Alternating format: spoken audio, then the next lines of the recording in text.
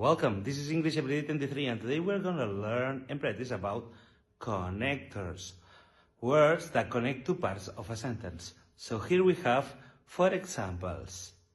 And, but, because, or. I eat bacon and toast for breakfast. I like spaghetti, but I don't like pizza. I like ski because I love snow. We can meet on Monday or Tuesday. This is English Everyday 23. Don't forget to give like, subscribe, and comment. Bye bye.